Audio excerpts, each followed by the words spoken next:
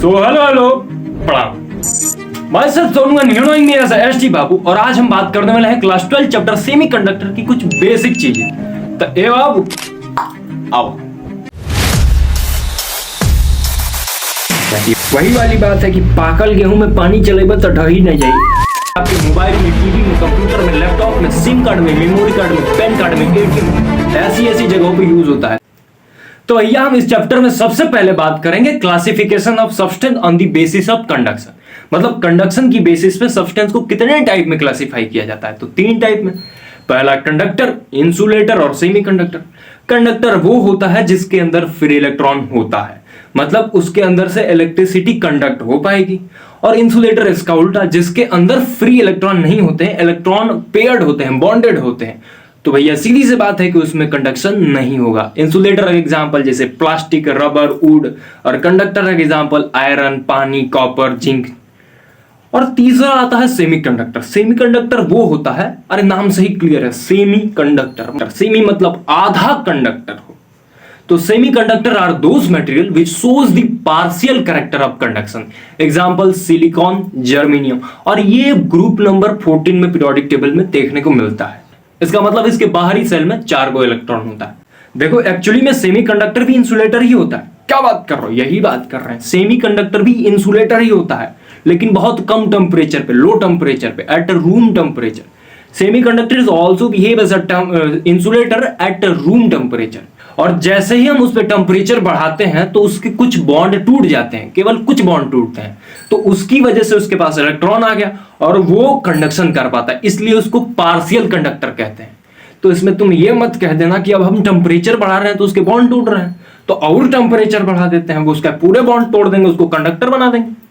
मन का बहुत सही बाबू। देखो 1 लीटर दूध पीने से एनर्जी आता है। अब 1 बाल्टा पी जाओगे तो पेट खराब हो जाएगा, मतलब उसका लेटिस ब्रेक हो जाएगा। तो हम अब तक कंडक्टर और इंसुलेटर और सेमीकंडक्टर के बारे में कुछ बेसिक बात समझ लिए।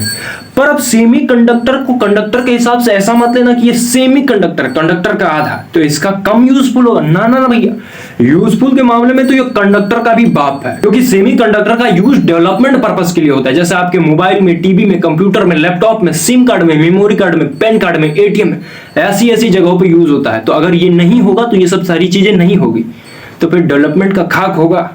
और सेमीकंडक्टर की बनाने की फील्ड में अगर बात करें तो ताइवान अपना एक अलग लेवल रख चुका है, और इंडिया में भी इसकी बातचीत होती रहती है, लेकिन हमें उस पर बात नहीं करना है, हम आगे बढ़ते हैं। ये बात तो इन सब्सटेंस का बेसिक था। अब इसे और अच्छे ढंग से समझने के लिए एक थियरी आती है जिसको कहा जाता है बैंड एनर्जी थियरी।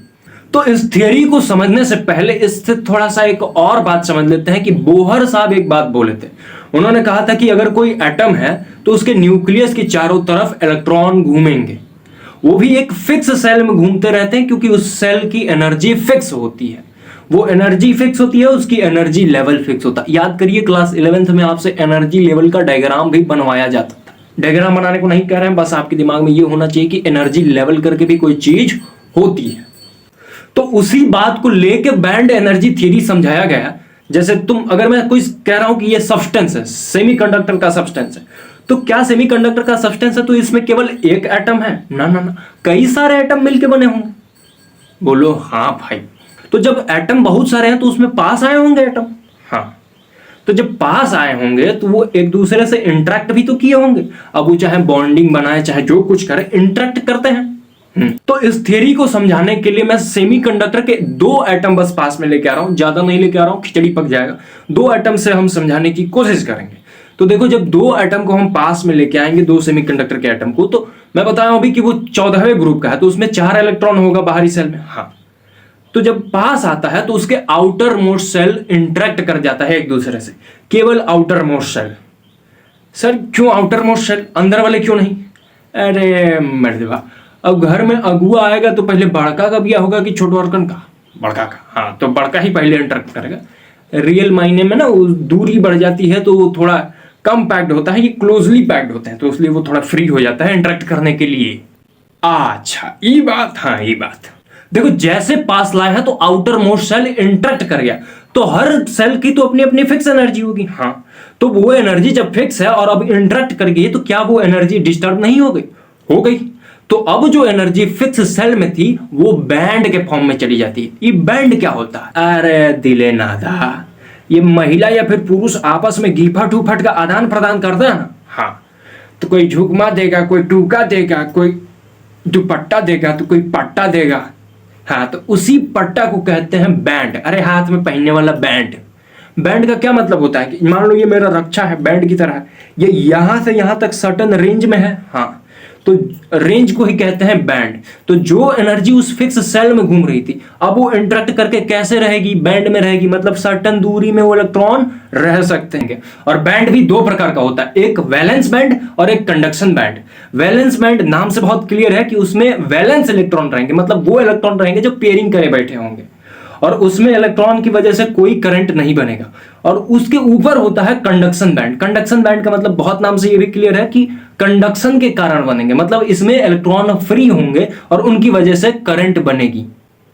और जो उसके नीचे वाले जो सेल थे जो नहीं इंटरेक्ट किए हैं, वो इससे नीचे रहेगा। और ये कुछ इसका एनर्जी लेवल डायग्राम है, ठीक है। और हम इस चीज को समझने के लिए दो एटम लेके चले हैं सेमीकंडक्टर का। सिलिकॉन का दो एटम लिए हैं, तो उनके बाहरी सेल में 4-4 को इलेक्ट्रॉन है, तो इंट्रैक्शन के बाद 8 को इलेक्ट्रॉन हो जाएगा। और वो 8वां इलेक्ट्रॉन कहां रहेगा? वैलेंस बैंड में। क्यों?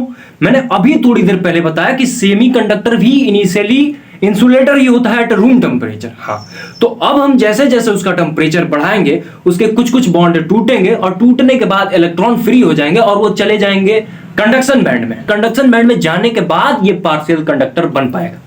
बोलो, बात समझ में आया? हाँ। Initially, semiconductor is also insulator at a room temperature, and as we increase the temperature, its few bond broken and electron become free, and it's reside from valence bond to conduction band, and they are responsible for current formation. बोलो, बात समझ में आया क्या? तो अगर हम इस एनर्जी डायग्राम को तबियत से निहारें तो नीचे मिल जाता है हमको वैलेंस बैंड और सबसे ऊपर मिल जाता है कंडक्शन बैंड, और उसके बीच में एक गैप मिलता है। उस गैप को कहते हैं फॉरबिडन गैप। उसमें कोई इलेक्ट्रॉन नहीं रह सकता, क्योंकि फॉरबिडन का क्या मतलब होता है? मना कर देना, किसी को इनकार कर देना। तेरे हिस्से की बारिश किसी और छत पर बरस गई, बात को समझ दे लेना था, वो किसी और की हो गई। किसी और की होगी तो इसमें फॉरबिडन कहां आ गया? अरे पहले इनकार करेगी तुमको तभी तो किसी और की होगी, हाँ, तब तो फॉरबिडन आ गया। फॉरबिडन का मतलब होता है मना कर। Forbidden gap is the gap between conduction band and valence band where no electron are allowed to stay, मतलब वहां पे कोई इलेक्ट्रॉन रह नहीं सकता। तो अब बताओ, कंडक्शन बैंड में जाने के लिए पहले तो वैलेंस बैंड में से जाना पड़ेगा, तो कैसे जाएगा? वहां पे तो उसको जाना नहीं है, हाँ, तो इसके लिए हम देते हैं बाहर से एनर्जी। अच्छा, तो सेमीकंडक्टर को लगभग 1 इलेक्ट्रॉन वोल्ट की एनर्जी दे देंगे तो वैलेंस बैंड से कंडक्शन बैंड में चला जाए। जहां पे सिलिकॉन के लिए 1.1 इलेक्ट्रॉन वोल्ट होते हैं तो वो कंडक्शन बैंड में चला जाता है। वहीं पे अगर जर्मेनियम की बात करें 0.7 वोल्ट भी दे दें तो वो चला जाता है। तो आओ अब इसी डायग्राम की मदद से कंडक्टर, इंसुलेटर और सेमीकंडक्टर तीनों को एक साथ समझते हैं, क्योंकि इसका डायग्राम भी एग्जाम पॉइंट ऑफ से भी इंपॉर्टेंट होता है। कंडक्टर में वैलेंस बैंड और कंडक्शन बैंड दोनों ओवरलैप किया होता, उसमें बीच में कोई गैप नहीं होता है, वो अपने आप कंडक्शन करता, उसे हमको बाहर से कोई एनर्जी देने की जरूरत नहीं होती। और सेमीकंडक्टर को तो हम एनर्जी बैंड थियरी में ही समझ लिए कि उसके बीच में गैप होता है, वो गैप होता है 1 इलेक्ट्रॉन, लगभग अप्रोक्सीमेटली 1 इलेक्ट्रॉन वोल्ट अगर हम उसमें दे देंगे तो उसमें इलेक्ट्रॉन वैलेंस बैंड से कंडक्शन बैंड में चला जाएगा। और तीसरा होता है इंसुलेटर। इंसुलेटर में गैप बहुत ज्यादा होता है, मोर देन 3 इलेक्ट्रॉन वोल्ट, तो वो पॉसिबल नहीं होता है कि हम उसको वैलेंस बैंड से कंडक्शन बैंड में ले जा पाए। अब तुम कहोगे कि क्यों 3 इलेक्ट्रॉन वोल्ट से 4 इलेक्ट्रॉन वोल्ट हमारे लिए कौन ज्यादा है? हम तो दे देंगे, दे दोगे, लेकिन उसकी लेटिस ब्रेक हो जाती है। वही वाली बात है कि पाकल गेहूं में पानी चलेगा तो ढही नहीं जाएगी। तुम एनर्जी दे दोगे लेकिन वो झेल नहीं पाएगा, उसकी लेटिस ब्रेक हो जाएगी, फूका जाएगा। अरे प्लास्टिक को ज्यादा हीट करोगे तो पिघल जाएगा, प्लास्टिक इंसुलेटर है। तो ये सारी बातें थी बैंड एनर्जी थियरी के बारे में। अब आगे बढ़ जाते हैं, देख लेते हैं टाइप ऑफ सेमीकंडक्टर। तो सेमीकंडक्टर 2 प्रकार का होता है, इंट्रिंसिक, एक्सट्रिंसिक। इन मतलब अंदर, एक्स मतलब पराया, मतलब अंदर वही आएगा जो अपना होगा। तो एक अपना है और एक पराया है, तो इंट्रिंसिक अपना, एक्सट्रिंसिक पराया। तो जो प्योर सेमीकंडक्टर होता है उसे हम इंट्रिंसिक कहते हैं। Natural occurring semiconductor is known as intrinsic semiconductor. मान लीजिए कहीं जमीन की खुदाई हुई, आपको सिलिकॉन मिल गया, वो प्योर है, उसमें कोई इंप्योरिटी नहीं डाली गई है। और अगर हम इंट्रिंसिक सेमीकंडक्टर में इंप्योरिटी मिला दें तो वो एक्सट्रिंसिक में कन्वर्ट हो जाता है। और एक्सट्रिंसिक फर्दर 2 टाइप का होता है, positive and negative. If we add the impurity in the intrinsic semiconductor, it converted into extrinsic semiconductor. And furthermore, extrinsic semiconductor are two type, positive and negative. तो बस यार आज के लिए इतना ही। अगर आप इसके आगे का पार्ट देखना चाहते हो तो वो वीडियो ऑलरेडी अपलोडेड है, डिस्क्रिप्शन में लिंक है, चेक कर लें। So be connected and keep learning. Radhe Radhe.